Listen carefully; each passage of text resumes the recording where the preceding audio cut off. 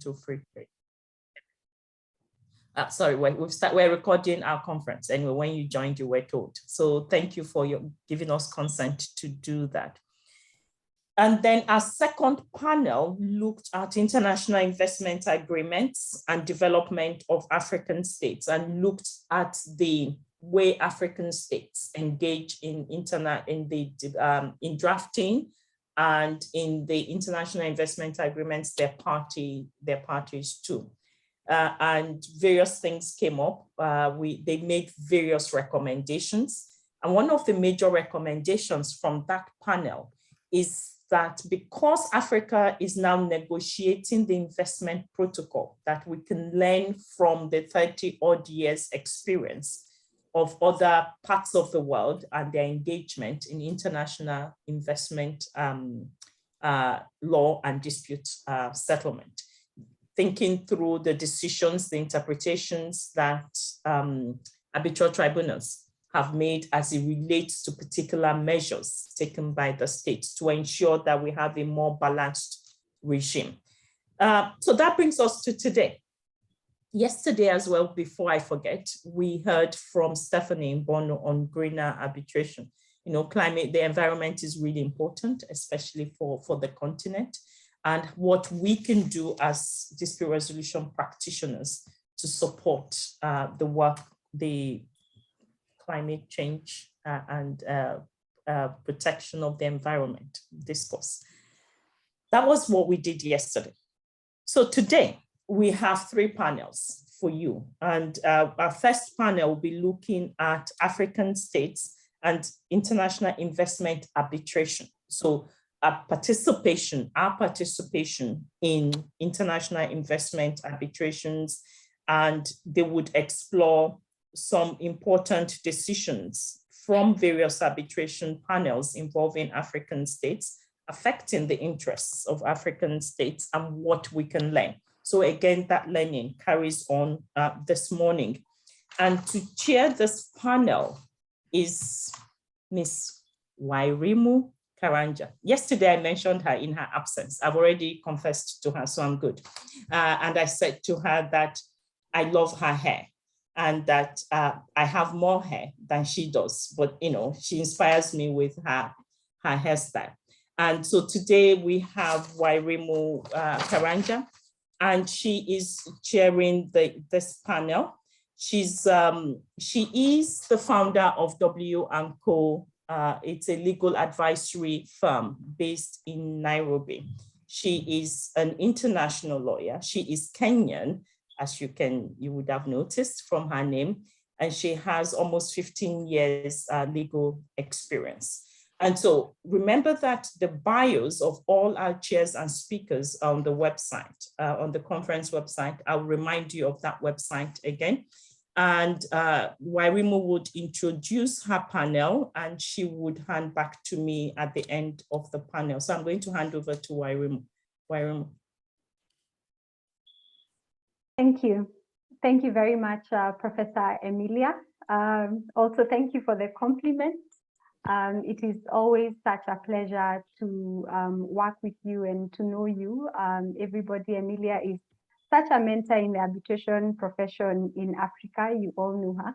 And all good words coming from her, greatly appreciated. Thank you, Professor Emilia.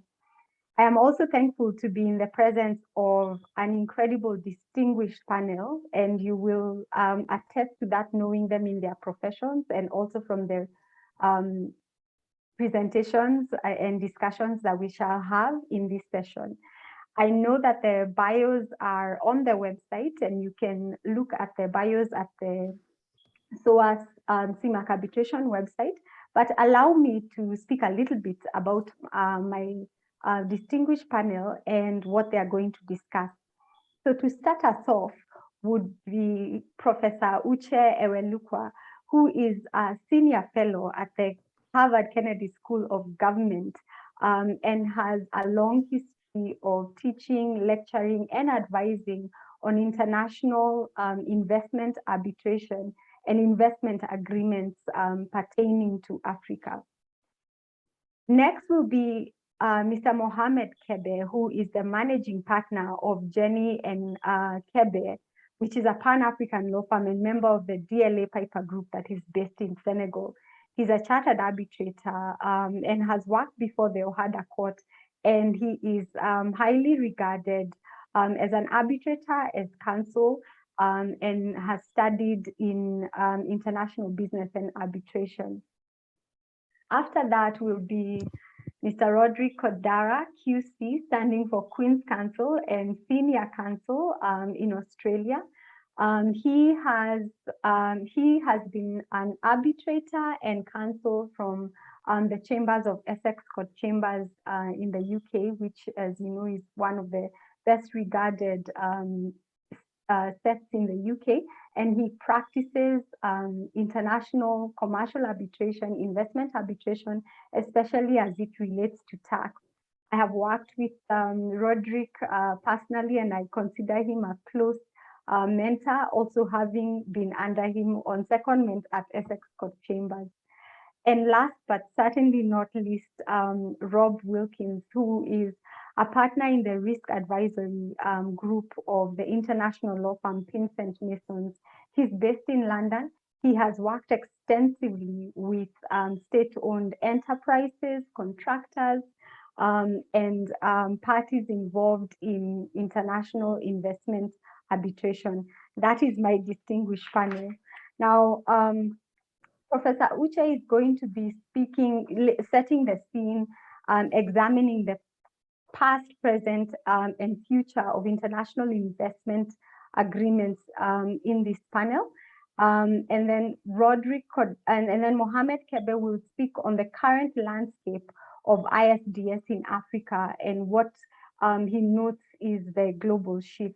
We will then have Roderick Cordara speaking on the pattern of African investment cases, especially in relation to tax. And then to finish the discussion will be Rob Wilkins, who will speak on, third-party funding and what his views are on the levels of compensation being awarded in ISDS. So let me now invite Professor Uche to set the scene for us and talk a little bit about international investment agreements on the African continent. Thank you.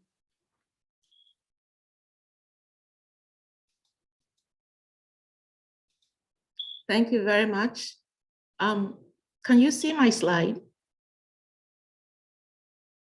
Yes, indeed we can. And also for the audience, please have your questions on the Q&A tab. Post them as the speaker speaks, and we should be able to answer them at the end of the session. Thank you. Okay, good morning, everybody. Thank you so much for your attendance. Thank you to Emilia for the invitation. It's really an honor to be part of this panel. I'm going to be speaking on Africa and international investment law. Really questioning or probing the idea that there's innovation or reform or Africanization. And I think it follows nicely to the panel yesterday, where the great panelists talked about some of the changes that we're seeing in African BITs. To set the stage, just a reminder, what's the reform agenda? And are we getting to that reform agenda? Are we even in agreement on what the reform agenda is? To my mind, over the past 20 years, one could say that the reform agenda there's several agendas. One is just regulatory autonomy. A second is the rebalancing of investor protection with investor responsibility. Another is to use IIAs to promote sustainable development. For some, and I would say for a growing number of people as stakeholders, it's also fundamental restructuring of the IIA regime to address systemic issues, not just the cosmetics. And how have states reacted in general? Over the years, we've seen some states exiting from the IIA regime. We've seen some states voicing vocally their opposition to some of the terms, and we've seen some states remain loyal. The question is, for African states, where do African states fall in this spectrum of exit, voice, and loyalty? And have we achieved the reform agenda we set out? My broad conclusions is that, for one, we haven't seen a lot of exits from the IIA regime from African states. We can always ask why. So with the exception of South Africa, we haven't seen that much exit. On the contrary, we've seen more African states concluding BITs. We're seeing intra-Africa BIT, one of the most, I'd say, notorious or well-known now is in Nigeria and Morocco. We've seen South-South BITs, China and Mauritius, Burkina Faso, Turkey. And then we see also a growing number of Africa BITs with North American and Western countries. We're seeing new regional instruments like the Pan-African Investment Code. We're seeing some sub-regional agreements like the SADC model BIT, the EAC model BIT, the ECOWAS Investment Protocol, and we've seen some domestic law reform. So what is in general, we've seen, and what is driving this thesis of innovation or Africanization is that in some of the recent BITs, we're seeing a broadening and a redefinition of investment to include that it's going to have a longer duration, it's going to have impact, it involves risks and stuff like that. We've seen a reaffirmation of the right to regulate. So in some of the recent BITs, it expressly stated that states have a right to regulate. We've seen some key terms clarified, especially the FET. We've seen some BITs integrating sustainable development elements. Some BITs mention corporate accountability, some mention corporate responsibility. And on the ISDS, we've seen some tinkering here and there. On the whole, can I say that we're seeing innovation, reform, fundamental restructuring? I hate to be a pessimist, but I'm not seeing what others are seeing. Why? I see a proliferation of soft law instruments. The Pan-African Investment Code, soft law, it's not binding. It's a great instrument, but since the Pan-African Investment Code was adopted, very few countries have actually modeled their BITs after the Pan-African Investment Code. The question for us is why? We see a proliferation of signed but not ratified BITs. A good number of the BITs that we reference as a sign of innovation are actually not ratified. So in a lot of our discussions about innovation, we focus on the BITs that are not binding, and we make very little reference to the BITs that are actually binding. We see that old generation BITs are dominating. What about the reach of reform? I find that the reach of the reform is limited. We see some reform in the intra-African BIT, so the Nigeria-Morocco BIT. We see some new things. But what about the South-South BITs? What about the Africa-Turkey BITs? What about the BITs with Western nations? Are we seeing the innovation? And are those innovations driven by the African states? Or are they just part of the template, the model BIT that the Western nations introduced? I think that when you look at the domestic legal scene, the domestic law remains unchanged for most countries. Only really, South Africa has done a great job of trying to deal with the domestic law. But most other countries, their domestic law is largely incoherent. Yes, some countries have passed local content laws, but for the most part, some of the issues that we complain about regarding the IIA regime are still very present in the domestic law. So what is it when I think that we need to probe the idea of reform and innovation? I think we need to look at the other BITs. I said, I think we need to ask, what about the other BITs? So in the case of Morocco, we shouldn't focus on just the Nigeria-Morocco. We should look at other BITs involving Morocco. In the case of Burkina Faso, we should ask, what about the other? I think only when we ask what about the other BITs do we get the whole story. And when I look at that and look at the other BITs, it seems to me that African countries remain rule takers. We are hardly rule givers. When you look at the scene, the Turkey-Africa BITs, they all follow the model Turkey BIT. So Turkey is setting the scene.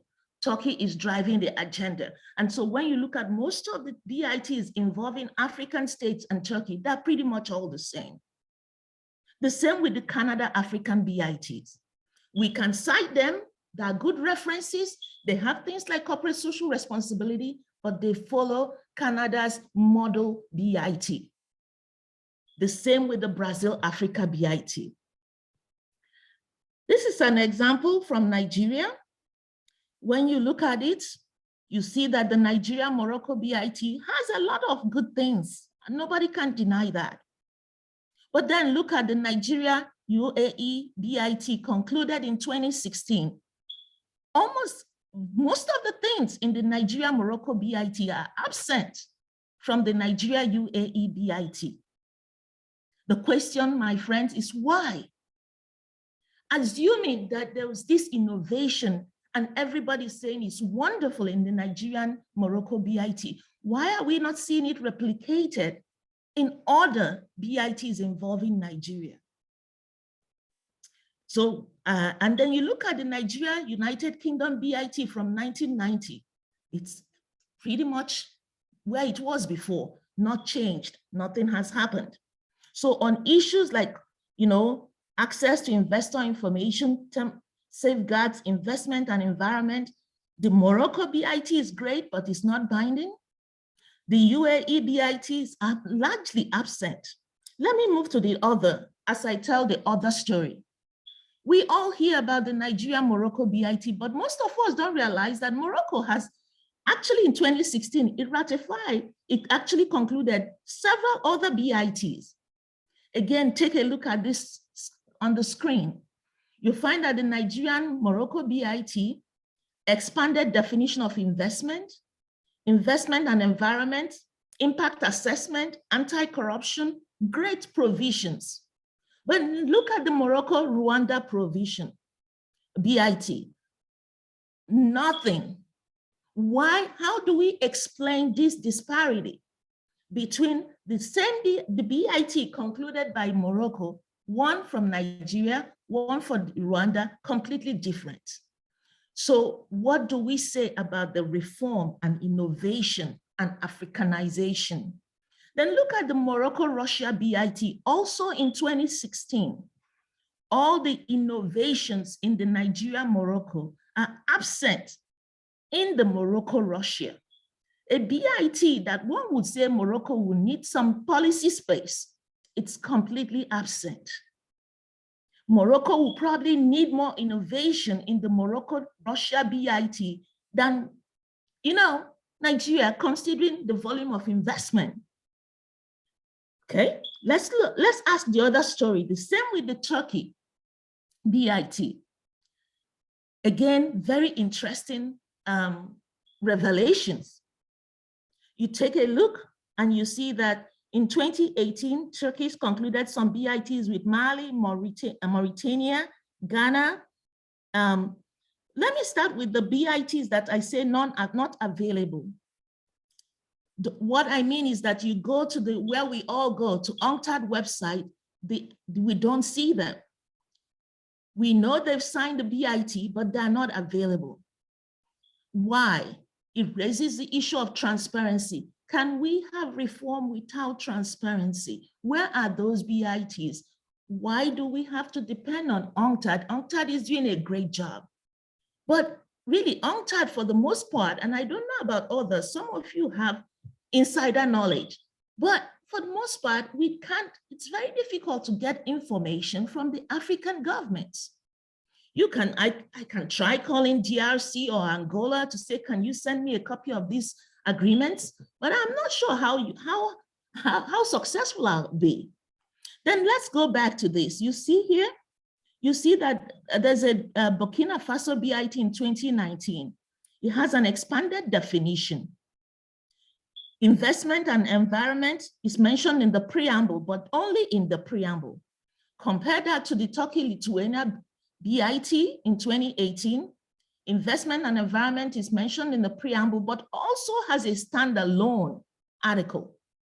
The same with the Turkey-Serbia. Let's move to explicit right to regulate. You find it in the Turkey-Lithuania, but not in the Burkina Faso BIT that was concluded after. The same with CSR, corporate social responsibility. You find that in the Turkey-Serbia in 2018, but is absent from the Turkey-Burkina Faso in 2019. FET clarification, you find it in Serbia, you find it in Lithuania, but not in any of the African country BITs. Again, my friends, the question is why? Sometimes we say we don't have capacity, but when an African country is concluding a BIT and the same country has other BITs that you can follow, what stops Burkina Faso from saying, hey, your BIT with Lithuania has an explicit right to regulate clause. Why shouldn't we have it in our own? What stops? These are some of the questions we need to be probing. I'm going to skip, and I've done some research on Turkey BITs. And one thing I found fascinating now, this is not a scientific study. I tracked the visits of the Turkish president to Africa with the BITs concluded. And I was surprised to find that a good number of those BITs were concluded immediately after the Turkish president's visit, with minimal information, no debates, no warning. Just after his visits, the BITs appear. I leave it to draw your own conclusions, but I find it interesting that the same year he visited, Chad and Mozambique and Tunisia, BITs appeared. The question, of course, is some countries, of course, did not sign the BITs, but some did. Let me move on, and because I'm very sure I'm running out of time. I think I will skip the Burkina Faso BIT, but one thing I find in the Burkina Faso BIT is that there's lack of coherence. When you look at the Burkina, you can applaud the Burkina Faso Turkey BIT, but it's completely different from the Burkina Faso Canada BIT. And it's also completely different from the Burkina Faso Singapore BIT.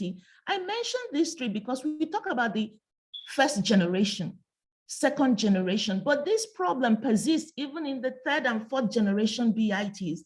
The problem with when you have an incoherent BIT agenda is, can the policymakers, domestic policymakers, can they really manage all these disparate languages, different languages? It becomes difficult. The last thing I want to say is that we also need to probe the quality of reform, not just that it says corporate social responsibility. A good example is this from Burkina Faso, Canada, on corporate social responsibility. Each party should encourage enterprises operating within its territory or subject to its jurisdiction to incorporate internationally recognized standards of corporate social responsibility. Now, what is the quality of this? Is this enough for corporate accountability? Is this enough to get remedy for domestic, in case of domestic, in any kind of infraction by the investor? No. Article 16 is really just meaningless, to be honest with you, right? And it's out of step with evolving standards, right? We have the guiding principles on business and human rights. We're now negotiating a treaty on transnational cooperation. One thing that is coming out from these reform agendas is that corporations have a responsibility to respect human rights, and that victims of corporate-related human rights abuses have a right to remedy. I put it to you that Article 16 does not provide for remedy. Article 16 does not provide what we're talking about, mandatory due diligence. Let me move on and talk about regulatory space. This is the Tanzania's BITs. And one thing you find is that in 2013, thanks to Canada's Model Investment Treaty, the 2013 BIT with Canada has some good things, right? Safeguard measures, limit on indirect expropriation, security exception. But look at most of the BITs that are actually binding on Tanzania, no regulatory space. These are the older generation, and these are where most of the ISDS cases involve this older generation. And that's where the problem is. I'm going to scoot up, and because I know I want to also remind us that there's a need for comprehensive reform. This report from 2017, 22% of all ISCID cases involve African states. The basis for jurisdiction, 45% was based on BIT, but look at investment contracts, host state law still provide a basis for jurisdiction. And unless we have comprehensive reform, tinkering with the IIAs will only get us so far. So what do we do with the old generation? UNCTAD has suggested a lot of measures, withdrawing from the treaties. Very few states have withdrawn, terminating existing old treaties. Most countries in Africa have not done so, abandoning all unratified old treaties, engaging multilaterally, joint interpretation, amending treaty provisions, replacing outdated treaty, consolidating IIA network. On all these recommendations, most African states have not even started. So we are not yet at what UNCTAD has called the phase 2 of reform, and that is a big problem. So when we talk about innovation and Africanization, we need to really probe deeper. I asked this question because yesterday we had a panel on environment, and I enjoyed that panel because increasingly, COP26 just concluded, and climate change is a big issue for countries in Africa. But one thing that we're noticing is that a lot of countries, these are rich countries that are now adapting to climate change, that are facing ISDS challenges. So Germany, with its Atomic Energy Act, they're trying to abandon the use of nuclear energy. The Dutch bill, they're all facing ISDS. So my question to you, most African countries, do they have the leeway right now to make changes in light of climate change? My answer is no, not in light of the old generation BITs, and not in the light of many of the recent BITs that really do not leave regulatory space. So we have a problem. And there's a need to go back and revisit UNCTAD's second phase reform. I'm going to just finally wrap up with the SDGs. So one of the agenda for reform was, regulatory space. Another agenda was corporate liability. The third was using IIAs to drive sustainable development. On this particular issue, I think we're failing woefully. Let me say that SDGs, Africa needs it. According to UNCTAD, on all the main investments, there's financing gap, whether it's the power or in transport or telecommunication or food and agriculture, climate change, there's massive financing gap. And most of the financing gap is from the private sector. According to UNCTAD, of the various sources of investment, international private investment in SDG is not yet landing on the ground in developing countries. FDI have been lackluster in relevant sector. That is significant. Can we use IIAs to mainstream the SDGs? UNCTAD says it's going to be challenging, but this is where we need innovation. UNCTAD says that factoring in the SDGs in the IIA regime presents a daunting task. Daunting, but not impossible. This is where we need innovation. And I think that Africans, we need to stop the copycat mentality. We just embrace and copy without really probing and sitting down and asking the hard question. UNCTAD says that the vast majority of the 3,000 existing treaties predate the SDGs. Since the adoption of the SDGs in 2015, 190 IIAs have been concluded. Of those, more than 30% include provisions addressing the SDGs directly, but most of those provisions are not really useful. Most of those provisions just mention sustainable development in the preamble. How does that help to bring the financing where it's needed? Okay, so what are my conclusions? I think, are we seeing innovation in recent BIT involving African states? I think we see new languages. A good number of those languages are actually driven by our external partners. A good number of those languages are based on the model BITs of Turkey, of Canada, of, so are we seeing innovation? It depends on how you define innovation. We see good languages. What about the Nigerian, Turkey, Nigerian, Morocco? Definitely many commendable features in that, but those features are not replicated across the board. You don't find them in other Nigerian BITs. You don't find them in other Morocco BITs. Have African states succeeded in reversing asymmetric power relations between investors and host states? Answer is no. The BITs, for the most part, do not address corporate liability. Does say a number of good things. Time does not allow me to probe what it says. It does say, but for the most part, most of the BITs do not say very little on corporate liability, corporate accountability, mandatory due diligence, remedies for victims. Are Africans rules or rule givers? I submit to you that for now, we remain rule takers. And I can prove it by looking at all the BITs, the Turkey BITs, they are the rule takers. Yes, some of the BITs have good features, but they were introduced by other parties. And when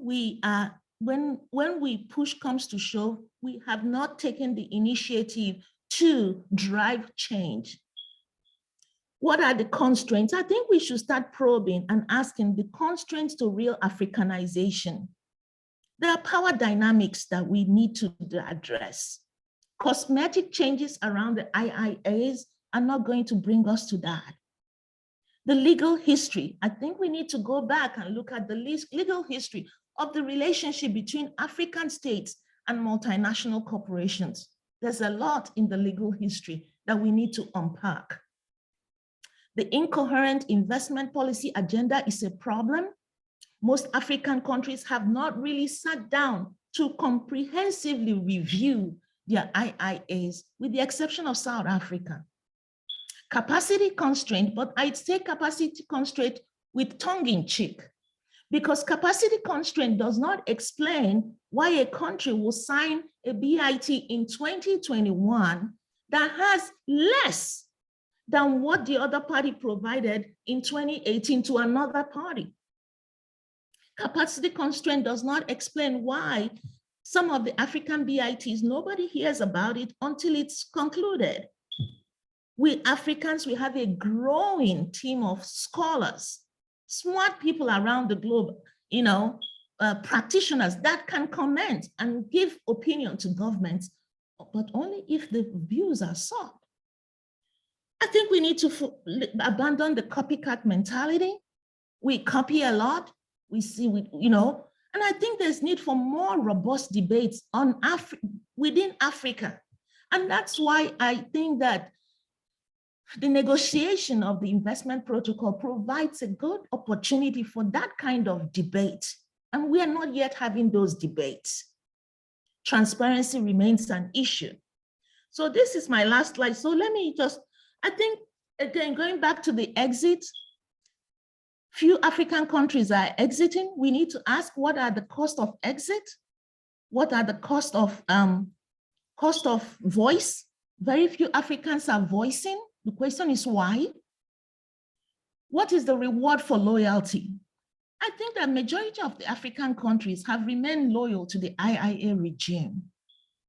The question is why? What is the reward for loyalty? What is the cost of exit? These are questions we need to, what are the options for exit? And I'm not suggesting we exit without thinking, because there are costs to exiting. But if you exit, what are the options? Option could be domestic law reform, because investors need protection. The question is, will it be in the IIA or in something else? We need to think about what are the opportunities for voice and the constraints to exit and voicing. Thank you very much. Wow. Thank you very much, Professor Uche. You have given us so much to unpack. I have several notes and questions to ask you. I think some of the key takeaways is just seeing the disparity in, you know, the BITs and the IIAs being signed by African countries, even among African countries. I think slide 5, 6, and 7 of your presentation, where you showed the differences, especially as it relates to issues to do with, you know, good governance, the state's rights to enforce its sovereignty when required, is such a key issue. It's also a key issue when you mention issues to do with climate change and the sustainable development goals, because that is where the world is at. But unfortunately, I'm not sure whether as Africa, we are now fully equipped to fight the case when it comes to climate change and the BITs that have been entered into. We will get into that in the question and answer session. And I remind everyone to please put your questions in the Q&A tab. There will be a lot to discuss. And I now invite, so thank you very much, Professor Uche. And I now invite Mouhamed Kebe to follow on from that and discuss the current landscape of ISDS, and not just South Africa's shift, but the global shift in BITs, which I think Professor Uche gave us a very good foundation of. Mouhamed, over to you.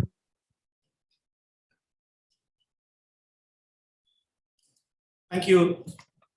I think Mouhamed needs to share his screen. So Zuhair, please, can you stop his Thank you. Thank you so much. Thank you. Thank you, Professor Emilia and Zuhair.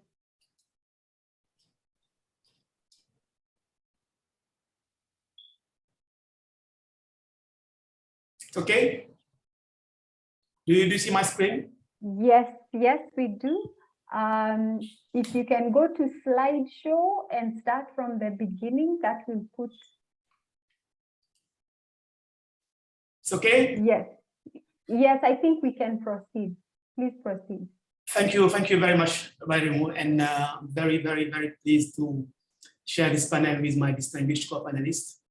And I was following Uche, and I think that the ideas she was discussing were very, very, very, very exciting, and there is some even interaction between what I will be discussing and what she was very, very clearly explaining. My discussion will be addressing the challenge faced by the African states in regard to ISDS and how they tackle them. I think that from some discussion we did have yesterday, and from what Uche has said just before me, we all understand and we all accept that African countries were certainly some of the biggest proponents of ISDS when it was first introduced. And they became the first signatory of the ICSID Convention, and they took a very great part of ICSID Convention. One of the reason of this was that, let's say in 1960, most of the African countries became independent, and there was a huge need of building infrastructure. There was a huge need of meeting the need of the population. And the best option, or one of the best options that was there, was to get them through foreign direct investment. So there was a lot of agreement that was signed by African countries dealing with investments. And they are very active signers of the ITs, as mentioned by Uche, and there are over 1,000 agreements signed by African countries. Now, what we see is that over the last, let's say, 30 or 40 years, there was a lot of enthusiasm from African countries on investment, on IEA, and what we have seen over the last, let's say, 10 years is that there is like, a trend mentioning that African countries are, to some extent, very frustrated with the ISDS system. So we're going to discuss the reason and why we have these challenges. One of the first challenges we will be discussing, and before even we discuss on this, we have to mention that the current challenges that ISDS is facing is not only from African countries. It is a global trend, and as mentioned by Wairimu when she was introducing, it is a global trend, and the shift is global. From North America, from Latin America, from the Pacific, and from the EU, we have seen over the last years a very strong shift manifested by countries against ISDS.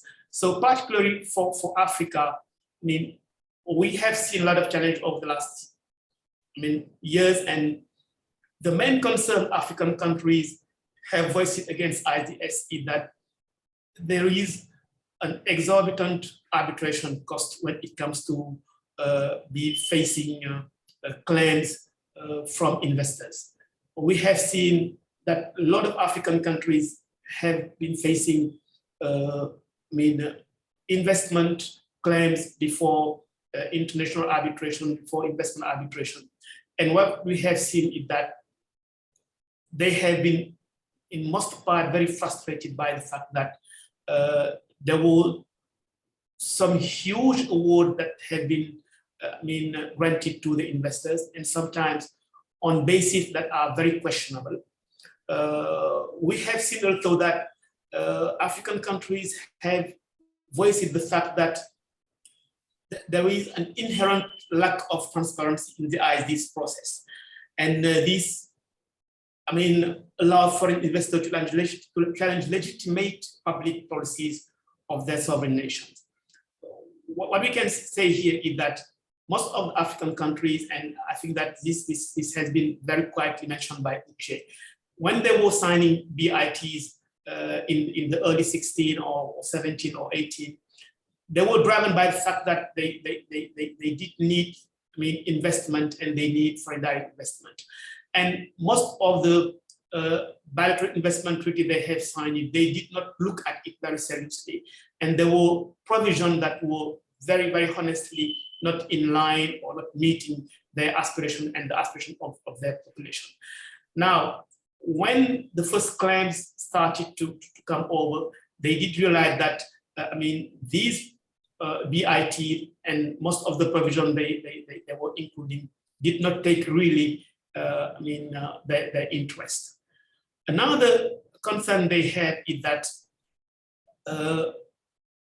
there is something like what I say, a very, very big concern regarding how the ISDS system itself is working on when it comes to Africa.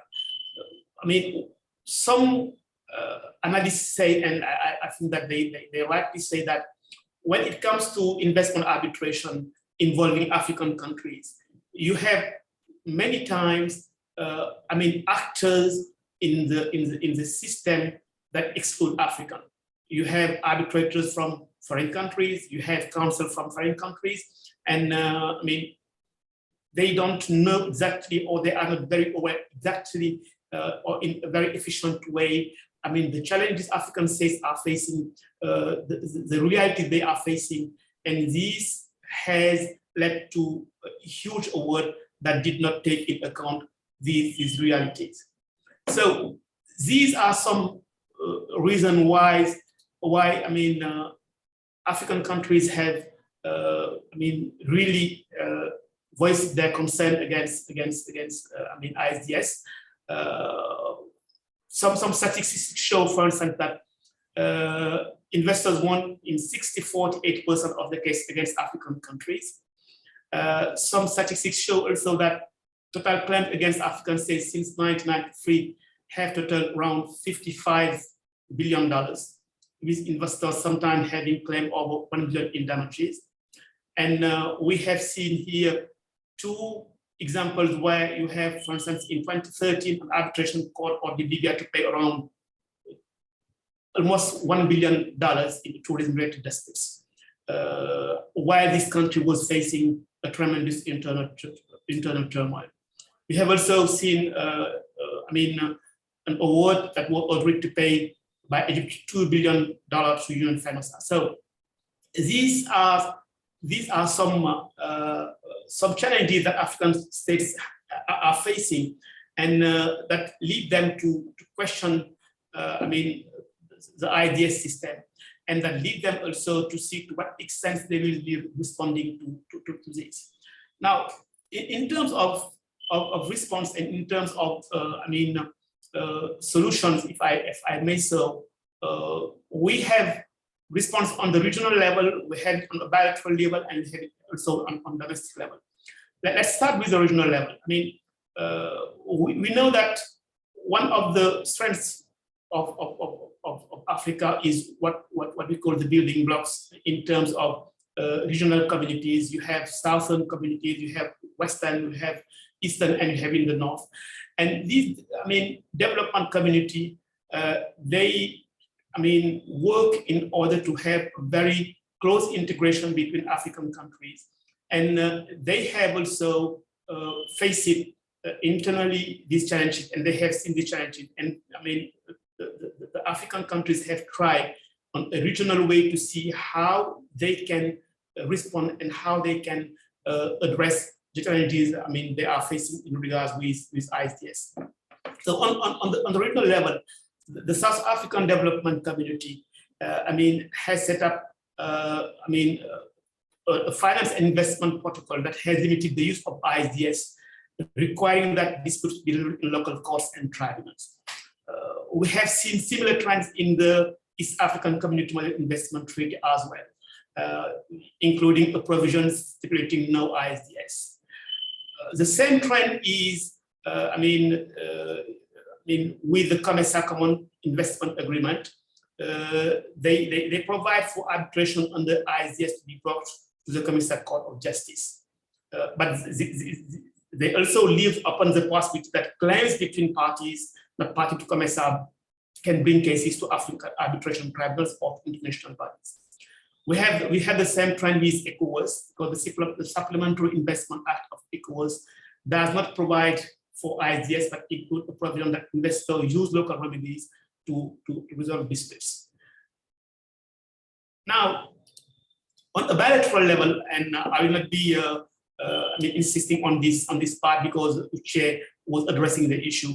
We have seen that some countries have amended or have set up new policies in order to review their, bilateral investment treaty. I'm just, mentioning the 2016 Morocco-Nigeria BIT, striking the right balance between state and investors' interests. by including environmental and human rights obligations to the investor. This is something very, very important.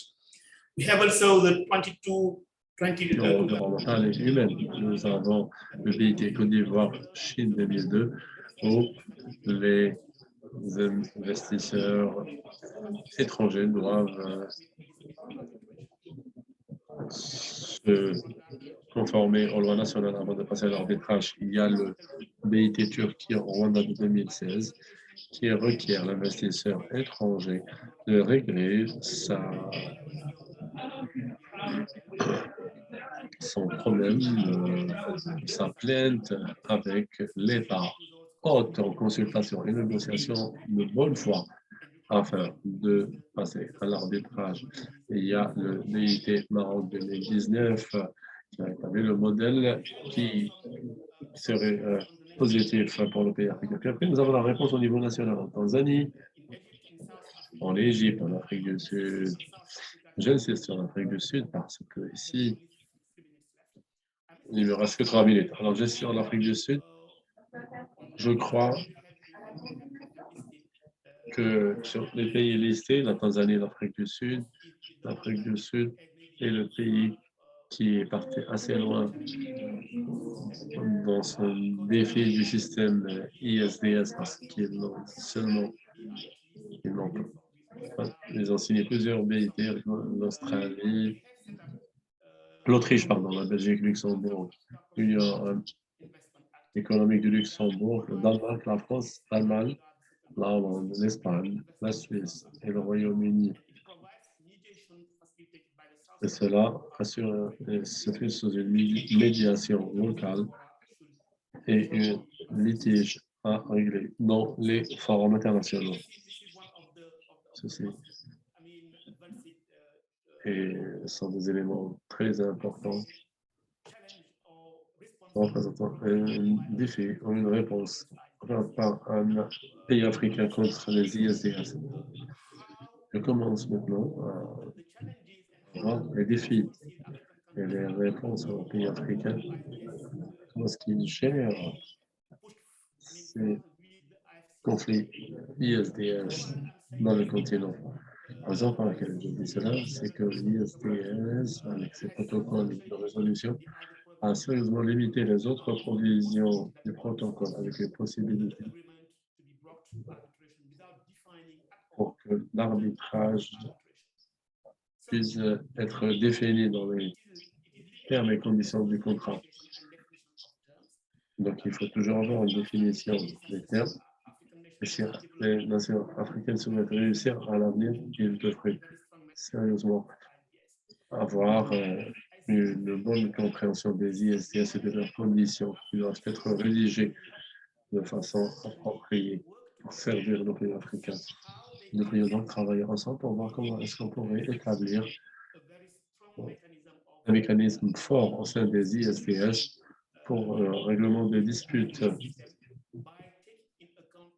en prenant en considération notre force, ce que nous avons à offrir et en travaillant de façon qui nous permettrait de faire face à tous les défis ISDS que nous avons déjà rencontrés de par le passé. Donc, ceci serait une opportunité réelle, parce que nous discutons de cela. On pourrait mettre sur la table tous les défis auxquels nous faisons face maintenant pour voir comment est-ce qu'on pourrait avoir un système ISDS pan-africain qui nous permettrait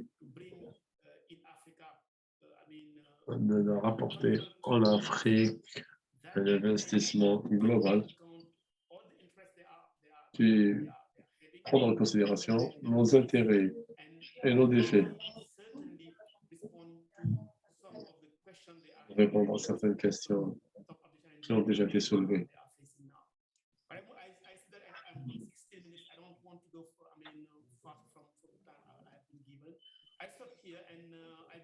Je vais m'arrêter là et j'ouvre la discussion pour recevoir vos commentaires. Merci pour votre attention. Merci beaucoup, Mohamed. Certainly have a few questions that I will be asking you in the Q&A session. The takeaway for me, really, I think you really elaborated in your slides, and everybody, you will get slides, all the participants, on especially the challenges that Africa is facing, that Uche also alluded to, but also the solutions, as you've observed, that various African countries have taken up. And there are solutions within the BIT stroke IIA mechanism, and there are also solutions within the local legislative and policy structure, the national structure within those countries, which I found to be very useful. One of the things that I think we will explore a little bit in the Q&A session, if you can prepare for that, is sort of what you feel about especially the Tanzania solution versus the South Africa solution, because there has been praise and criticism on both sides of the spectrum. So I'll let you think about that as we listen to Roderick and Rob. So next, so thank you very much, Mohamed. Next, I will invite Roderick to speak about actually one of the most passionate areas in investment arbitration and international investment agreements, which is on the whole issue of tax. As we all know, the whole issue of tax relates to questions on whether it is expropriation, whether it is indirect, whether it is creeping. And I'm very happy that we have the foremost tax experts to advise us on that. So, Roderick, the floor is yours. Thank you. Thank you very much indeed. Good morning, everybody. I'm just going to share my screen. My slides. I have been practicing in treaty-based tax work for a long time. And what I'd like to do today is share with you some insights and some developing concerns that I have in connection with this area, in particular in the context of Africa, and specifically in respect of the woefully inadequate protections that African bilateral investment treaties appear to have, even very recent ones, in terms of protecting the state from tax-based ISDS claims. I think the reason is that a lot of people maybe shy away from engagement with taxation in terms of treaty drafting, but it's really a very important subject, both from the point of view of investors and, of course, from the point of view of the state. Taxation is or indeed the critical manifestation of state sovereignty. And it is something, therefore, that states obviously wish to preserve. But equally, as we'll see, states have to trade that sovereignty away to some extent when they make treaties. And it's that process that we're concerned with today. So I have some slides. They're just a very few. Everything I will say will be covered in the paper that will come later on. So don't worry about making frantic notes. It will all be there in writing in due course. Sovereignty and tax and expropriation, as what Wairimu has just trailed, is at the core of what I have to say. What is tax? How is it defined in the context of investor-state litigation? In the 9-Ren holding case, there was a 4-stage definition. It's a levy by law. Secondly, it imposes obligations, legal obligations on specified classes of individual. Thirdly, they generate revenue going to the state. And finally, that revenue is used for a defined purpose. I'm not quite sure about that fourth and final one. Certainly in the United Kingdom, it's often very difficult to find out from the government what they're actually spending our tax pounds on, but we'll let that pass. That engagement between taxation and sovereignty obviously leads to promises being made in treaties, and promises in treaties lead to litigation.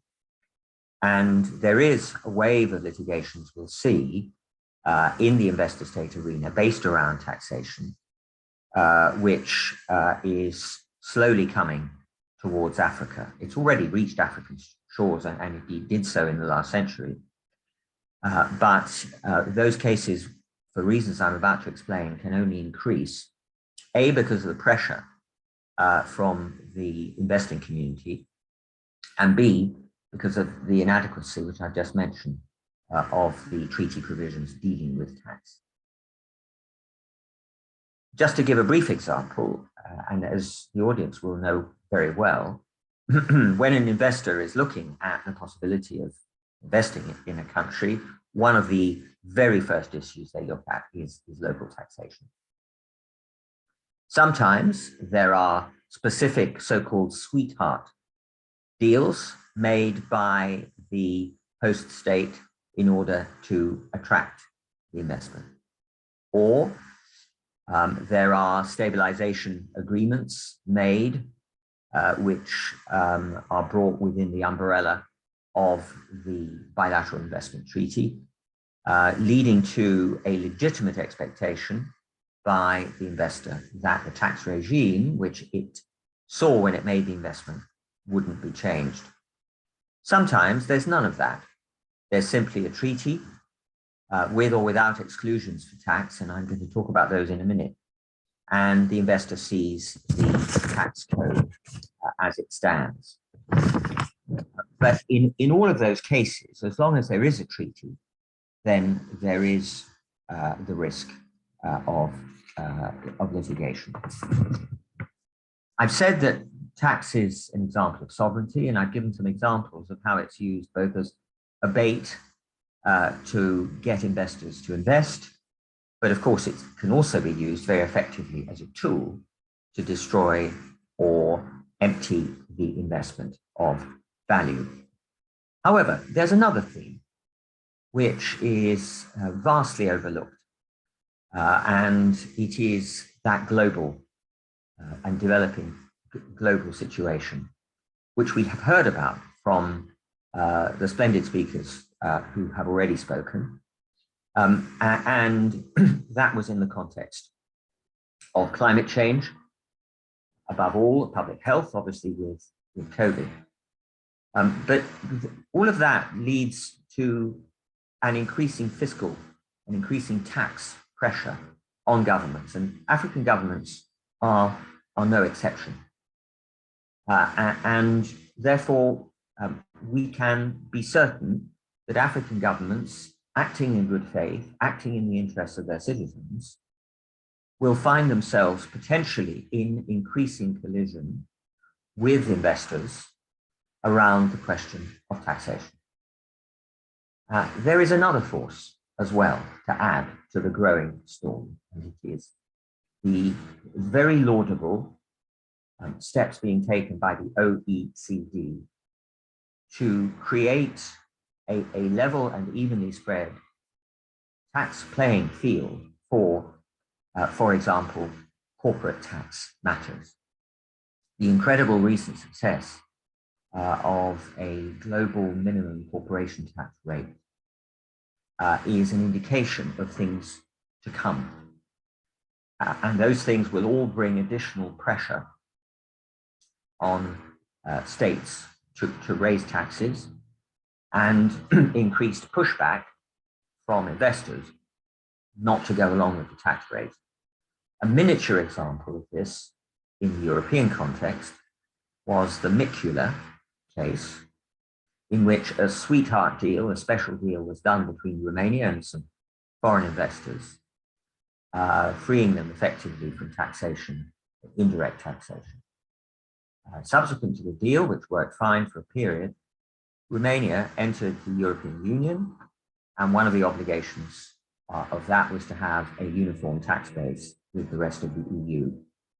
That led to Romania withdrawing the special deal from the investors. The investors challenged that under the relevant bit, and Romania said, but we have inconsistent obligations. We have an obligation to the EU to have the tax, and we have a past promise to this taxpayer not to have the tax. And the investor state tribunal said, we are not interested in the wider obligations of Romania. We want only to look at the treaty obligations, and you have broken the treaty obligations by obeying the other obligations.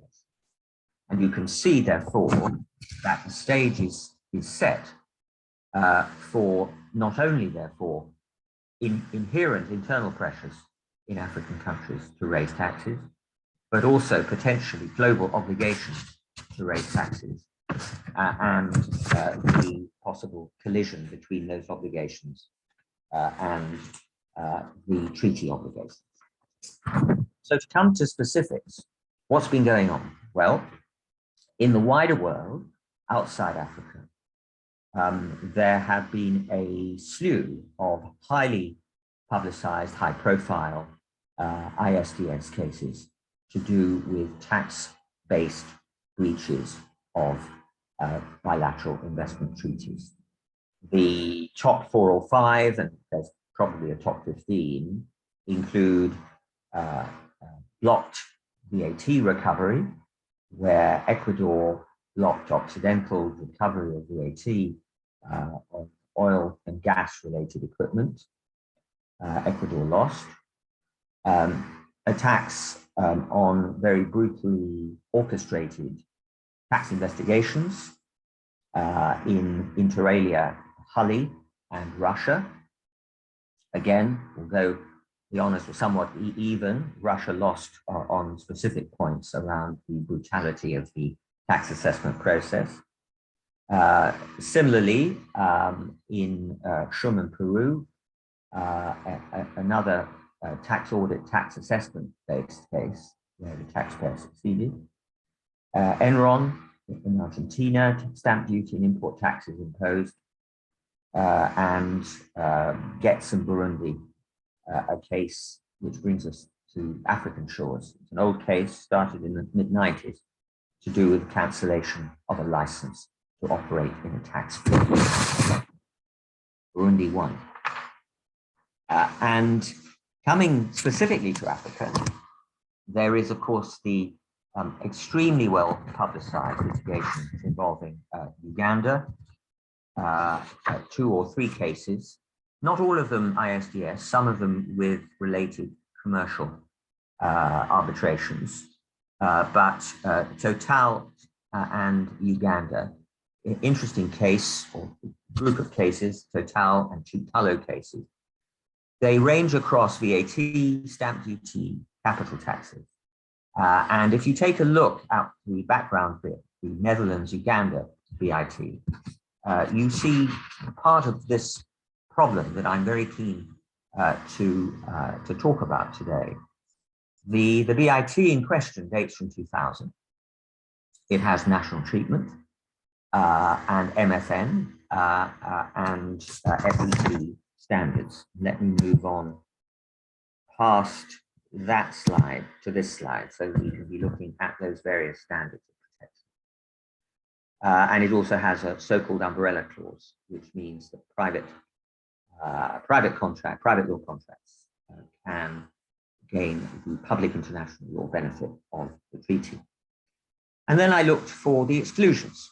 And this is really the last part of what I have to say, because the exclusions are very weak.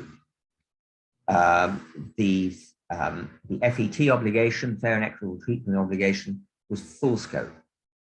So that gives the taxpayer a wide platform to complain.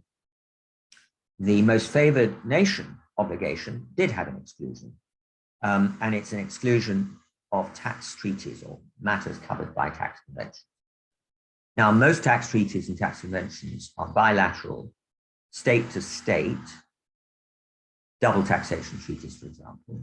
They tend to deal with taxes on earnings, whereas it's usually taxes on expenditure, stamp duty, VAT, and so forth, that are the critical aspect for what we're interested in.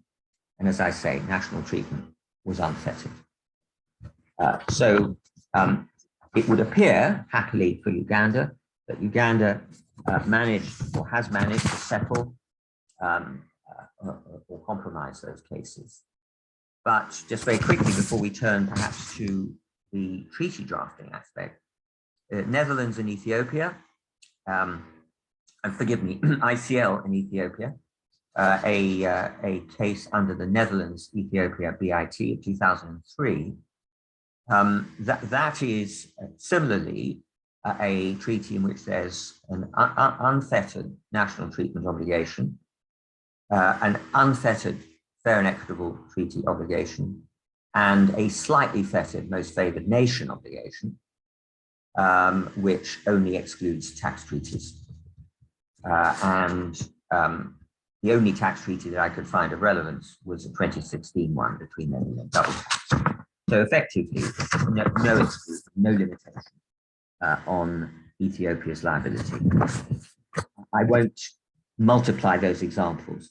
I will turn to the final phase of what I have to say, which is that while everything that the learned speakers who have preceded me today and in the panel, the last panel yesterday, is absolutely important in terms of respecting public health issues and climate change issues and making sure that treaties going forward have proper protections for African countries.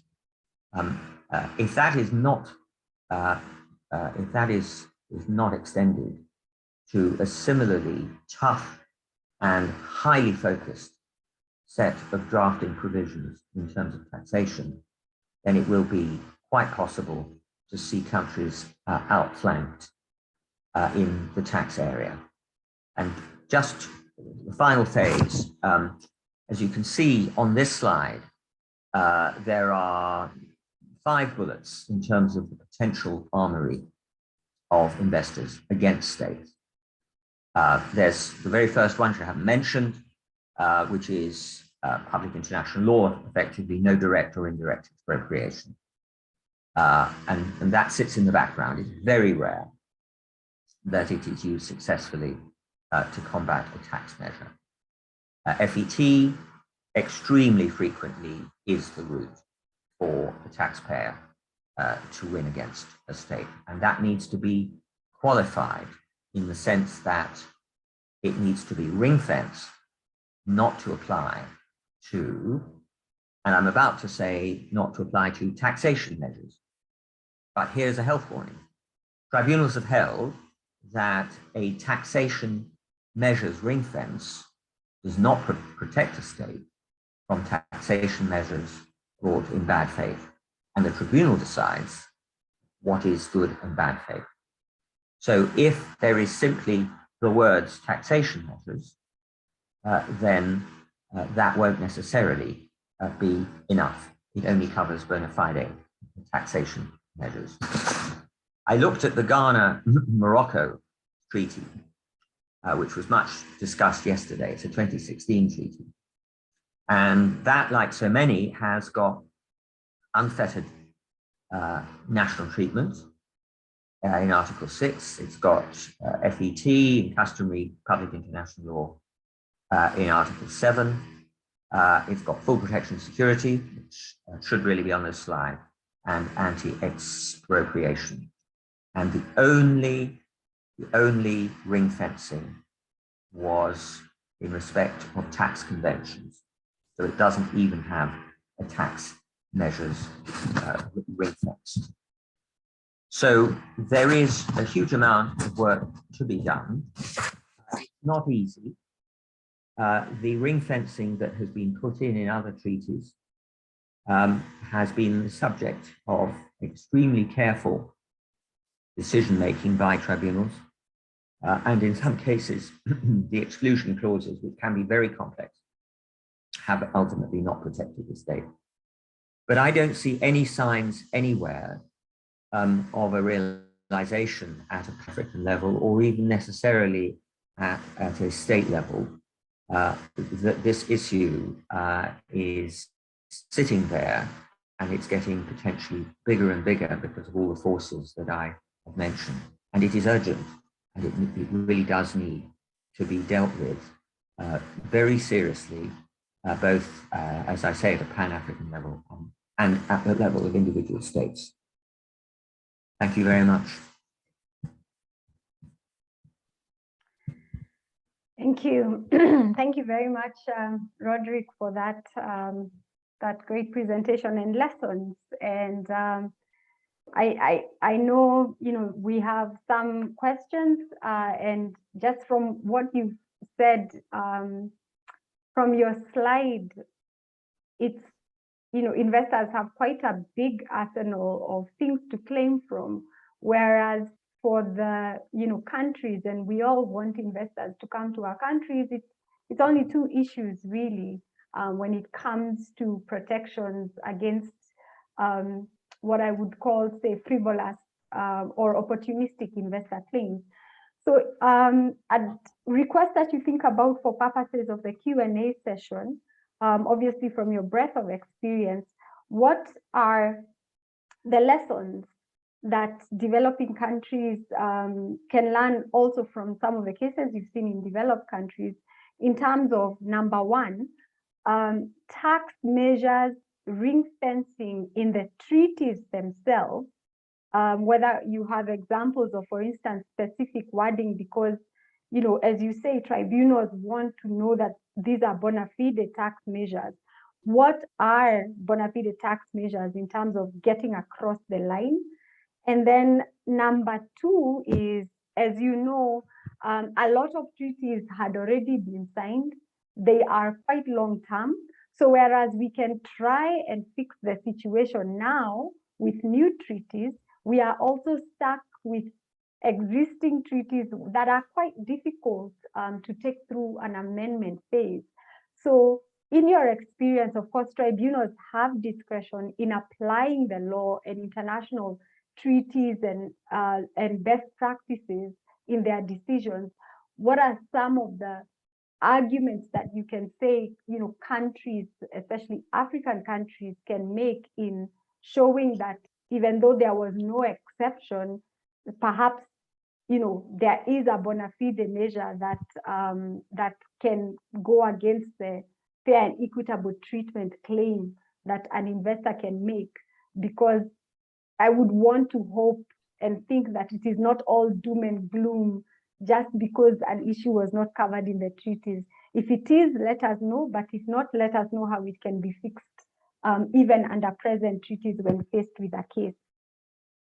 So thank you very much, Roderick, for that. And to close off on the discussions, last but not least, I will invite Mr. Rob Wilkins to speak about the levels of compensation that you see being awarded in ISDS and the wider availability of third-party funding that is available and that may affect the interests of African states in redressing that balance. Over to you, Rob. Thank you, Wairimu. Good morning, everybody. It's a real pleasure to be part of such a distinguished panel. I've spent the majority of my career, the last 25 years, resolving disputes arising on projects in Africa. So it's really great to be able to discuss such an important issue with this distinguished panel. Now, the theme for the panel is how investment arbitration affects the interests of African states. And in that context, I want to look at the rising number of ISDS cases and the increasing levels of compensation being awarded to investors by those tribunals, which has the very significant possibility of impacting African states. I'll also look briefly at some of the potential causes and drivers for those trends, as well as then looking at what might be done by African states to address those concerns. I don't have any slides. I was conscious that I was going last and that some of the issues I might want to cover may have been dealt with already. So I don't have any slides to go through. So I'll try and be quick, because I think we're a little bit behind time. Now, we've heard from Mahmoud and others about the role played by investor-state disputes settlements, ISDS. As we know, investment treaties contain a wide variety of protections for foreign investors aimed at promoting investment flows and driving economic growth. Now, a key feature of those treaties is the ability to enforce those protections through ISDS, and it's the combination of those protections on the one hand and the ability to have direct recourse against a host state in the event of a dispute on the other that encourages foreign businesses to invest in countries that might otherwise be considered too risky. Now, other panelists have looked at this in the African context and set out the history of African states' participation in investment agreements. And I won't go over that ground again. So, whilst the ISDS provisions contained in treaties were considered to be the quid pro quo for African states keen to secure the increased foreign investments, signing those treaties does and does expose those states to the threat of legal disputes. And that threat is very real. The number of investment arbitration cases has grown exponentially in recent years. ICSID records show that by the end of 1994, only 3 investment arbitration disputes have been submitted to the centre. By 2015, that number had grown to nearly 700. And a recent UNCTAD study shows a similar trend with 6 investment arbitrations in 1995. But by January of last year, the number of known cases was over 1,000. So the increasing number of investment cases is reflected in Africa. In the 20 years from 1993 through to 2012, African states were involved in just 51 cases. In the subsequent 7 years, African states have been respondents in some 82 investment arbitration cases. And in the current financial year, there were 13 claims made against African states, and that accounted for nearly 20% of the total new cases registered with ICSID. So what's caused this increase in the number of cases involving African states? Well, there have undoubtedly been some developments on the continent that may account for some of the increases.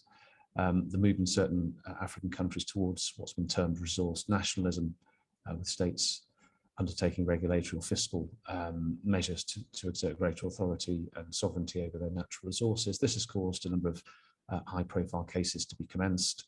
We've seen the changes to the Tanzania Mining Act and others, which has given rise to some high-profile cases. Similarly, certain geopolitical events over the past decade or so have caused a number of claims to be issued against African states. The Arab Spring, which began in Tunisia in 2010 and spread through other North African countries and through the Middle East, has given rise to multiple claims being brought, including high-profile claims against Libya and against Egypt.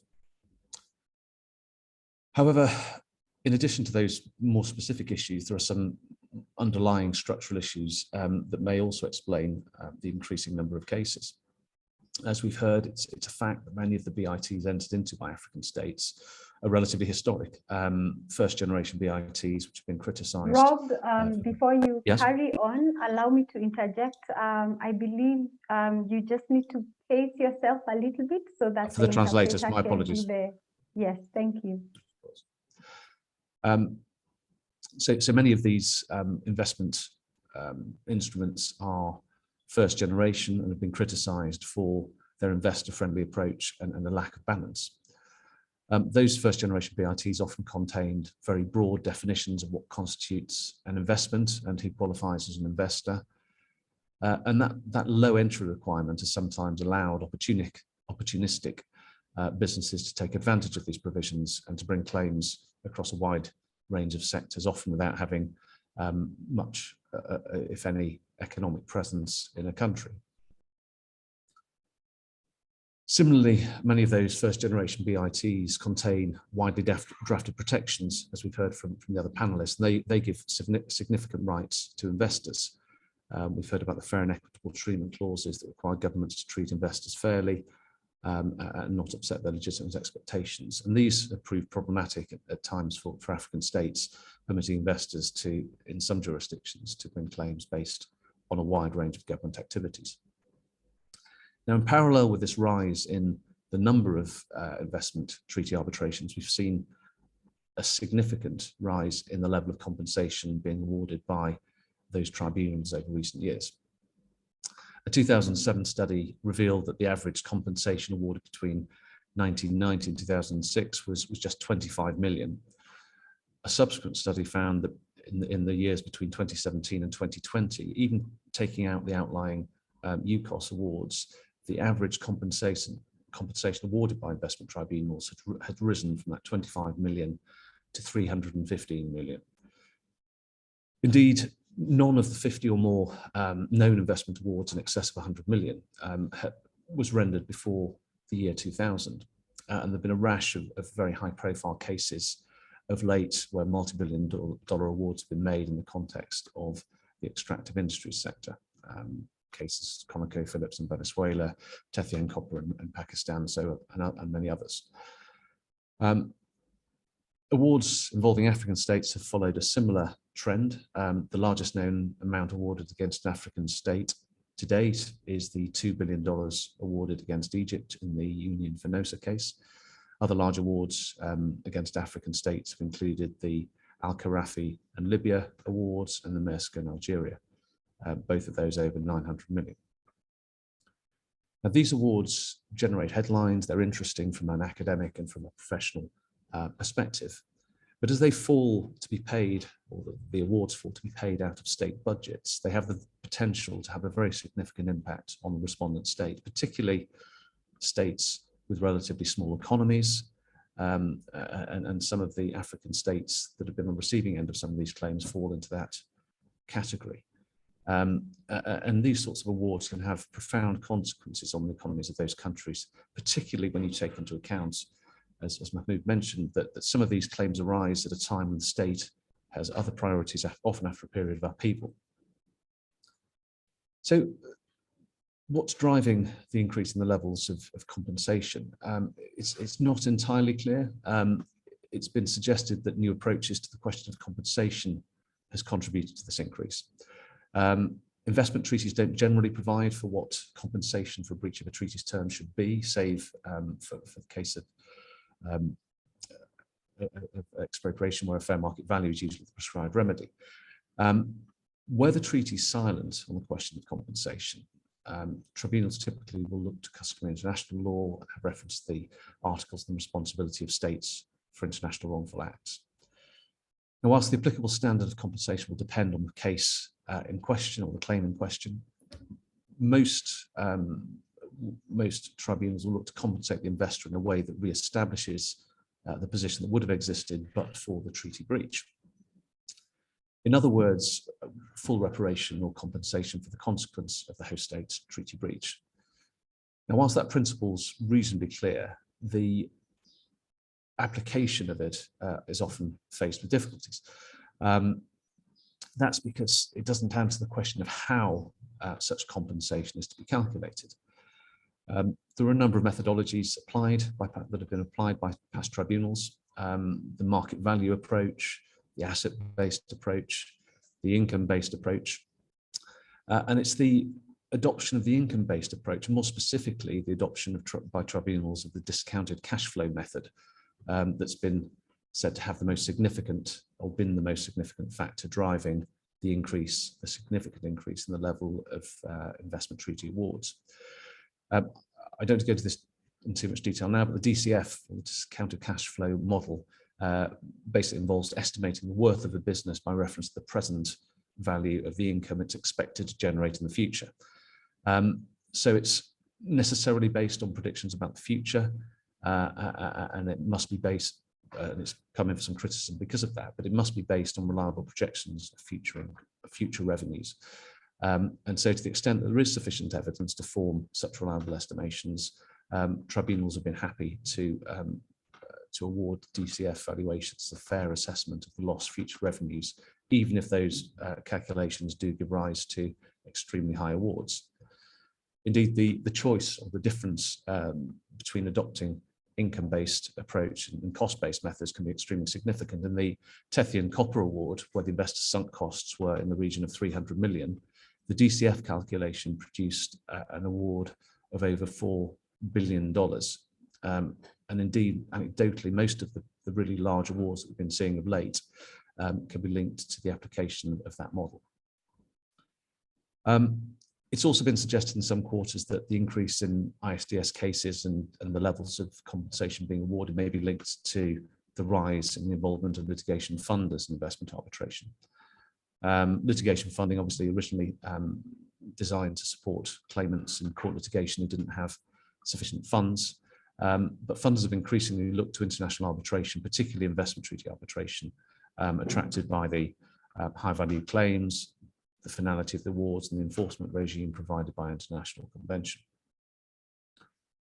Now, whilst it's not possible to say with any degree of accuracy how many investment arbitration cases involve third-party funding, not least because that's not normally something that parties have to disclose, it does appear, again anecdotally, to be on the rise in investor-state arbitrations. Whether this has led to an increase in the claim values and resulting awards is a moot point. Certainly some states have expressed their concern about the availability of third-party funding, that it may be leading to claims being brought against them which would otherwise not have been made, and that the level of damages being sought by claimant investors is being inflated by the involvement of third-party funders. It is true that most funders will require a certain ratio between investment and quantum, and typically will only fund one-off cases where likely damages are significant, usually in excess of 10 million. And it would therefore be expected that funded cases would tend to typically involve higher values and, where successful, result in higher awards of compensation. That said, funders have an interest in obtaining successful enforceable awards and have sophisticated due diligence processes in place to make sure that the claims that they fund have merit. And so this, in my experience, has led to funders being relatively prudent, and this process of due diligence and second and third opinions has weeded out some claims which might otherwise have been brought. So, as we've seen, the proliferation of cases and the exponential growth of the awards being awarded in those cases pose a significant risk to African states. For many states, as we've heard, the BITs they entered into decades ago are no longer fit for purpose. And for this reason, a number of states in Africa and elsewhere are looking at the treaties they've entered into and considering their options. We've heard about South Africa taking the robust approach of cancelling certain historic BITs and replacing that with the Protection Investment Act. Other countries are entering into new arrangements or renegotiating old treaties in order to redress the historic imbalance between the foreign investor and the host state typically found in those first generation BITs. When looking afresh at those investment arrangements, African states have the opportunity to deal with some of the drivers that I've alluded to behind the increasing cases, increasing number of investment cases, and indeed the exponential rise in the amounts being awarded as compensation by tribunals. We've heard that the 26 Nigeria-Morocco BIT has addressed the issue of investor an investment and affords only protection to investors for investments that satisfy the Salini test. We've also talked about how states may wish to consider whether the existing jurisprudence around the compensation being awarded reflects the way they intended those investment instruments to work. And if it doesn't, then again, this is something that can be addressed at the point in time when they're seeking to renegotiate their existing treaty arrangements. Options that have been explored around compensation include requiring that compensation reflects a balance between a range of competing factors rather than being determined solely by the value of investor's loss, capping compensation at the amount the investor actually invested in, and including or excluding, for example, how much income investor expected to make over the lifetime of the asset, and also requiring tribunals to determine the amount of compensation by reference to the laws of the host state. So that there are issues that can be addressed at a state-to-state level when renegotiations are taking place. Finally, in terms of third-party funding, some states have gone to the rather extreme length of banning the use of third-party funding. We've seen that in the Argentina UAE BIT of 2018. And this might be an approach that African states who are unhappy with the involvement of third-party funders may wish to consider. International organizations have also been reflecting on the issue of third-party funding and have been considering solutions to some of the concerns that have been raised. The Antitrust Working Group, Working Group 3, noted that there is a significant concern around third-party funding, and ICSID's recent 2021 annual report noted that it's working on an amendment to its current rules to address third-party funding that would oblige parties to make a disclosure of the involvement of third-party funding. So that's pretty much all that I had to cover. I think I'm just about on time. Thank you. Thank you very much, Rob. You've touched on, a very significant issue that, is actually one of the big reasons why there are, countries either feel helpless or much like South Africa. I think South Africa was prompted by an international arbitration case to make the move to national legislation. And of course, I remember in a case I was involved in, one of the claims in that case that was a commercial arbitration was that the sum that was being asked for was a certain percentage of the GDP of that country, and so it would be unfair or almost immoral for the tribunal to even consider that sum. As we move towards the Q&A, and we have about 20 minutes, 15 minutes of Q&A left, unfortunately. One of the things that I would also want you to think about, Rob, is, the Africa Legal Support Facility was formed, as a response to especially vulture funds taking up cases against African countries. And it would be great to know if you have any comments on whether how ALSF has contributed to, African countries getting more capacity, if at all. You mentioned solutions, so that was one of the solutions that came up from the AFDB. What would be your thoughts about that? So we'll now move ahead to Q&A. I had asked specific questions to some of the speakers to address, but I can see that already Giselle has a burning question for you, Uche. When you mentioned the different treaty-making efforts, please tell us, how can African states better collaborate in their treaty-making efforts? Should they come together through regional organizations or come together under the AU? How can this be resolved? And at this point, I will also ask the speakers to unmute their videos so that we can all be visible and speak as one. Thank you.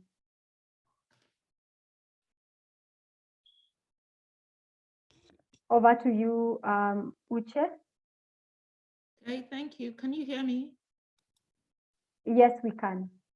I can't start my video. For some reason, it says the host has stopped it.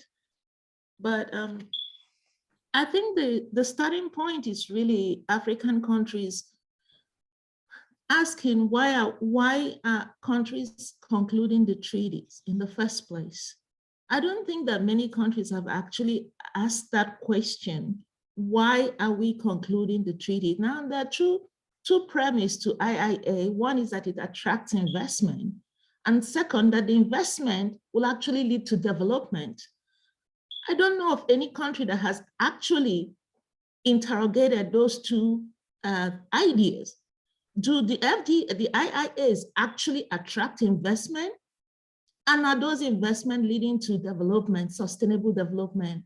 We have a few scholarly research, most of them by scholars that are based in the North, but I don't know many African countries that actually probe. So the starting point is, why do we conclude these treaties?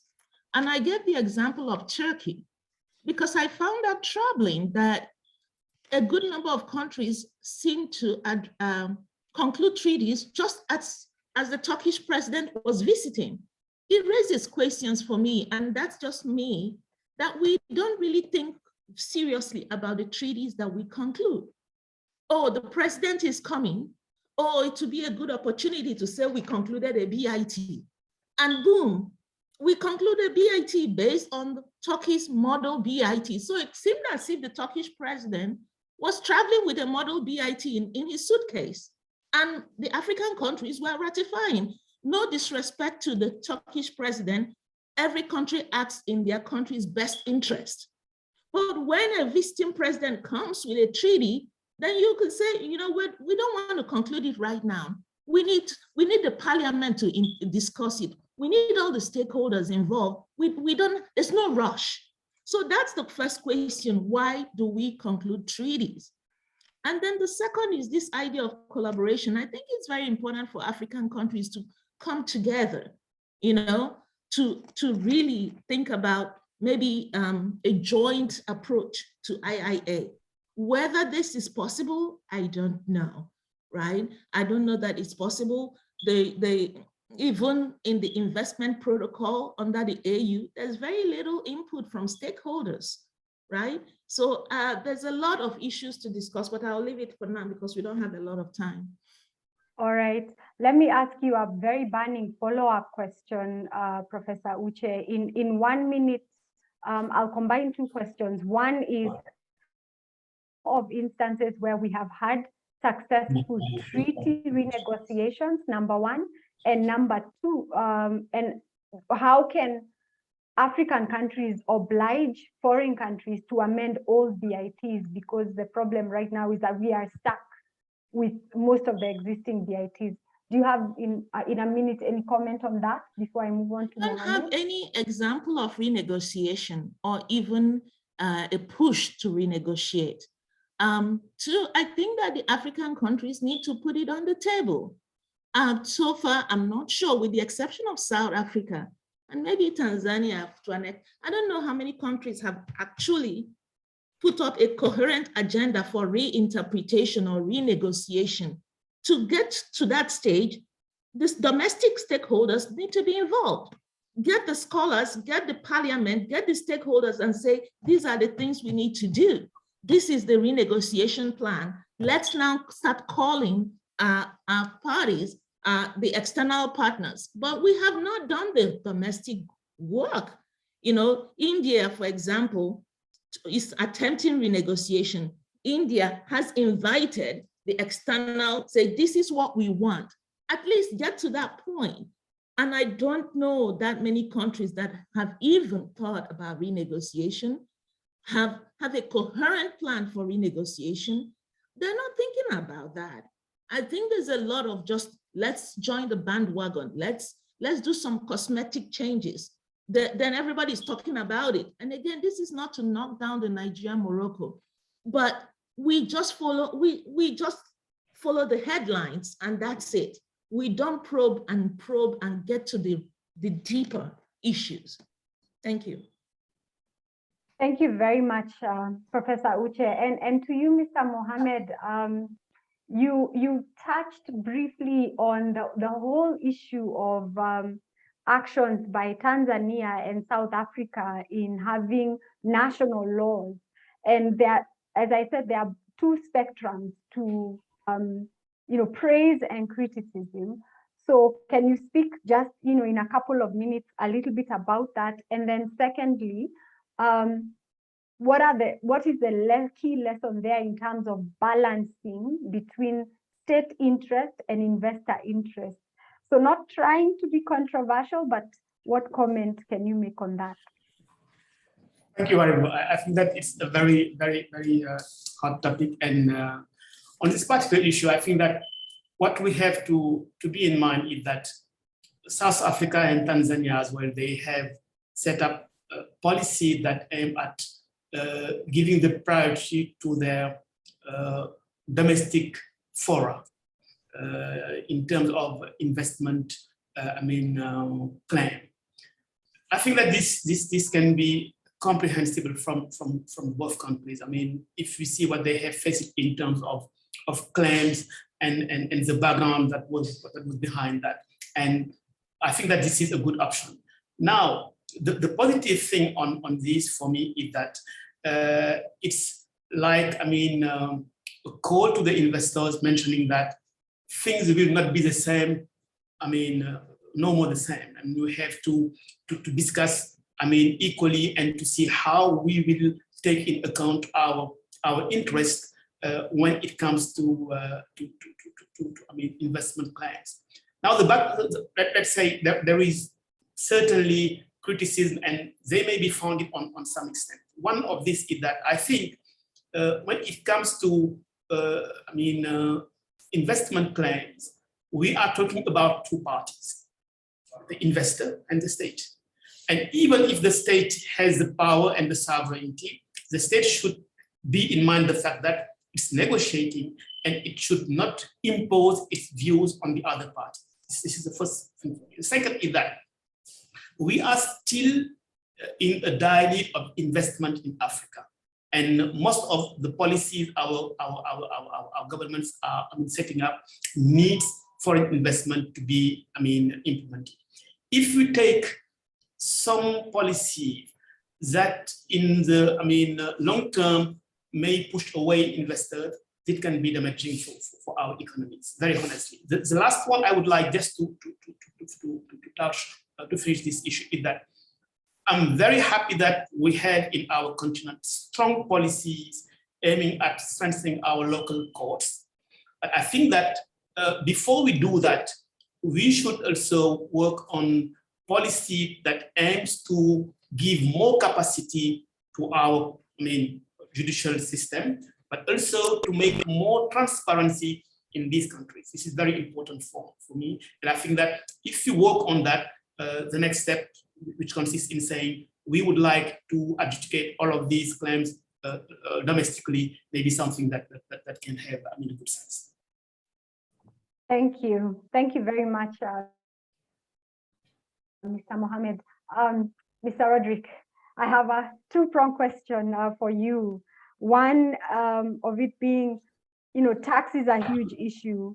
What are the lessons on how, especially number one in treaty drafting, number two in case argument, can we make a case for ring-fencing of tax issues in BITs, whether new or in cases?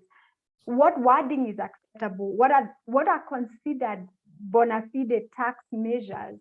Because I think that is a trip up when it comes to most countries. Two-part question, two-part answer. First of all, in terms of the drafting, here are 6 or 7 ideas. Number one, know that there are false friend exclusions, such as tax conventions. By all means, leave the exclusion in the treaty, but realize it's pretty useless. However, bearing in mind MICULA and the BEPS initiative of the OECD, leave it in, but make it dynamic and say that it would include any later agreed tax conventions or similar wording there, but it's not something that will really give protection. Number two, no MFN on tax, or actually on anything, but certainly not on tax. Number three, define taxation without using a word like measures, because it's measures that causes the trouble. If it's just taxation, abstract global subject, or something similar, that's going to be much more effective. 4, include fork in the road or no U-turn provisions driving investors into the local tax system. 5, no umbrellas to include tax. And obviously look very closely at any sweetheart deals from a legitimate expectation point of view. 6, highly novel.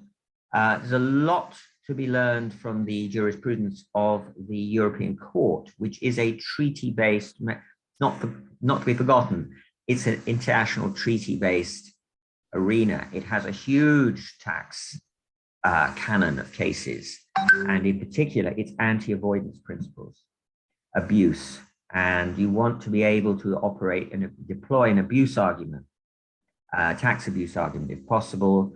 And 7, why don't African countries have a centrally drafted model tax exclusion or limitation clause?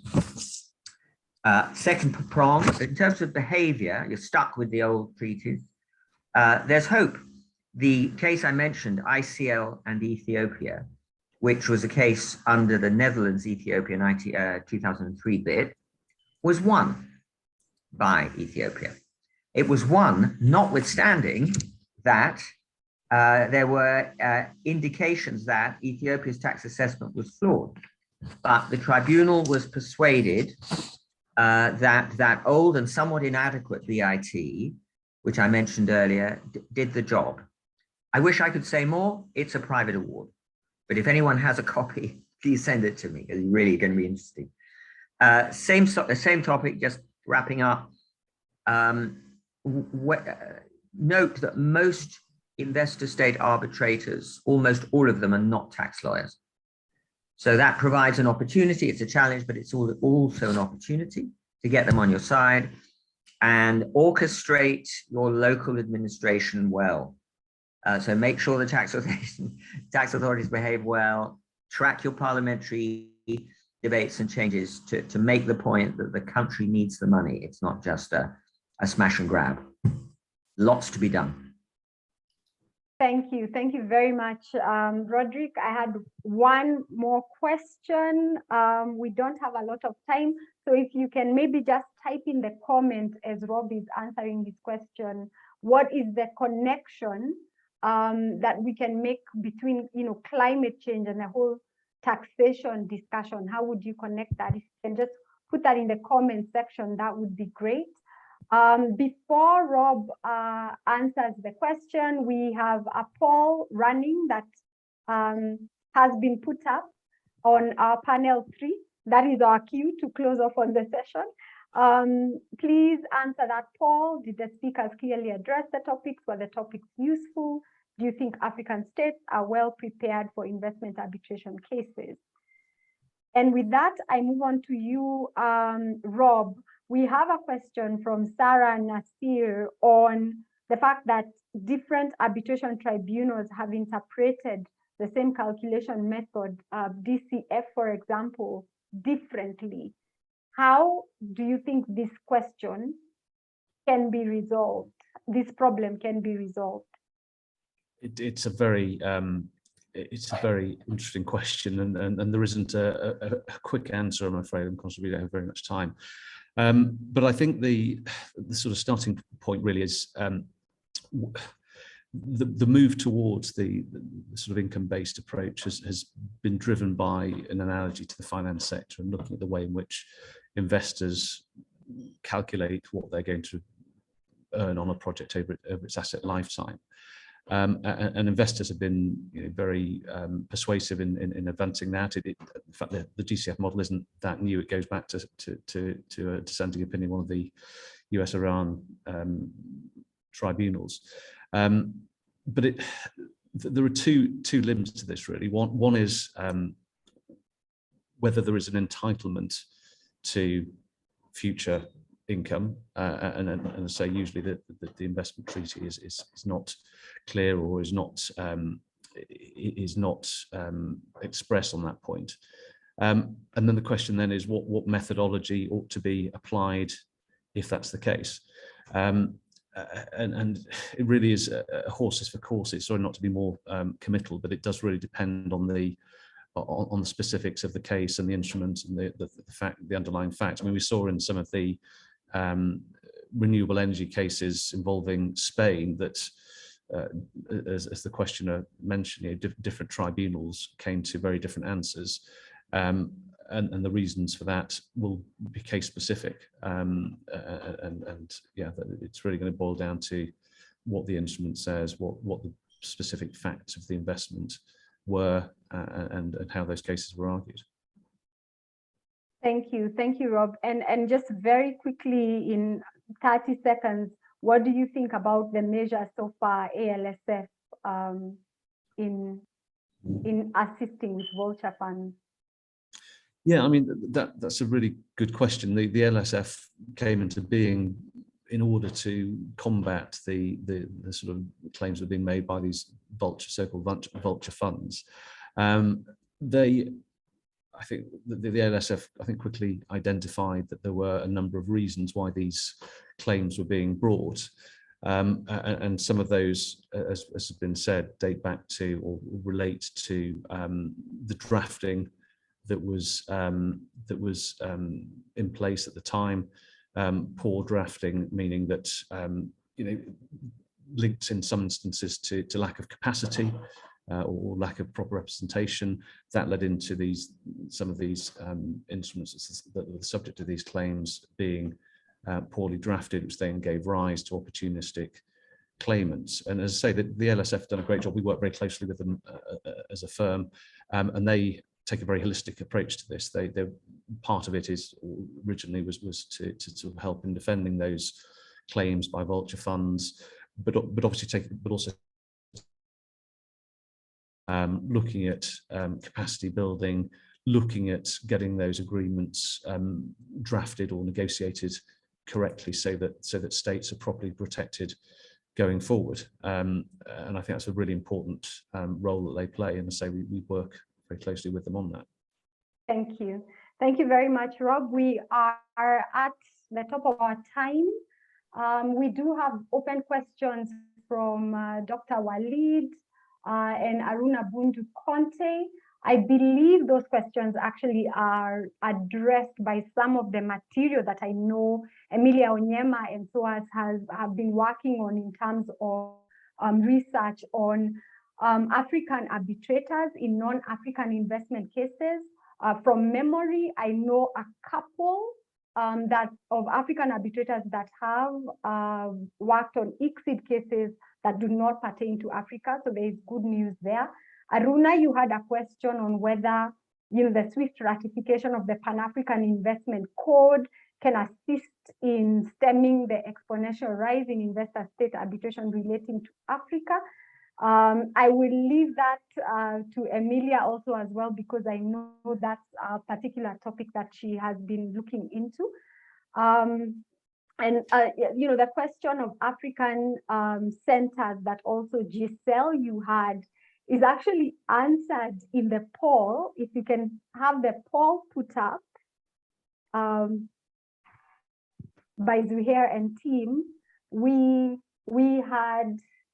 Is it possible to have the poll up? The poll, they answered. They've answered. Should I tell you the results? Yes, please. Is your panel ready to hear your marks? Okay. So the speakers clearly addressed the topics. You'll be very pleased to know that you got 100%. I don't know why we're giving 100% away. So, okay, anyway, you got 100%. And then were the topics useful for your practice and or / education, you also got 100%. So I'm very pleased. The third question, do you think African states are well prepared for investment arbitration cases? 65% said no. 35% said yes. I think that's more nationalistic, but anyway, 35% said yes. So Wairimu, those are the scores that we have for you. Thank you very much. Actually, what was so relevant, aside from the good news that we did a great job, was to answer some of the burning questions. I know Giselle had one and other people had questions on African states and whether they are ready and whether Pan-African institutions are ready for international arbitration in Africa.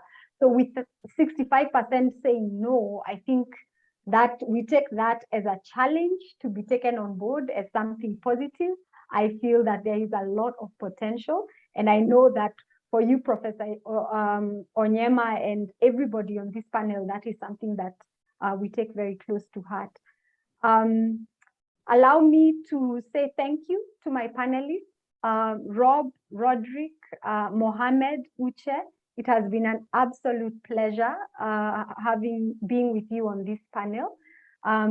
And I thank you very much for your contributions and your incredible lessons. And I now hand over to Professor Emilia to take us through the final steps. Wairimu, thank you. Thank you so very much for expertly, as usual, moderating the panel. Thank you very much to Rob. We're doing some more work together, which you would see shortly, and they're engaging with us on the survey. I remember yesterday I talked about the survey that in 2022, we're going to have our third survey, and we are relying on people, all of you, to complete those surveys. Uche, thank you so very, very much. And we will see more of you. Mohammed, as usual, thank you. Roderick, thank you so very, very much. It's been a great panel. It's been a very good start for us. As you can imagine, I'm going to put a little bit of spin and pressure on the next panel so that we'll see whether they would also get 100%. And that brings this panel to a close. What we now need to do is just take a 3 minutes break. Actually, we don't have any break, but it doesn't matter. We'll take a 3 minutes break just to get up and sit down and move around a little bit so that we're sure, and then we'll sit down and start the next panel. So we'll be back in, let's take 5 minutes. Let's take 5 minutes. Zuhair, can we take 5 minutes? Thank you, that's a yes. That's what I do to my students. I don't hear anything, it's a yes. Sorry, Amelia. Thank you very much, Zuhair. Okay, so we'll start in 5 minutes. Amelia, can I just chime in? Yes, please. The panel 4 has its own link, so you have to join panel 4 and its link, which is already on open. Oh, okay. So we need to, so you're going to end this one then? Yes, exactly. So the recording will end on this one. Okay, bye everybody. Thank you, bye. Thank you, bye-bye.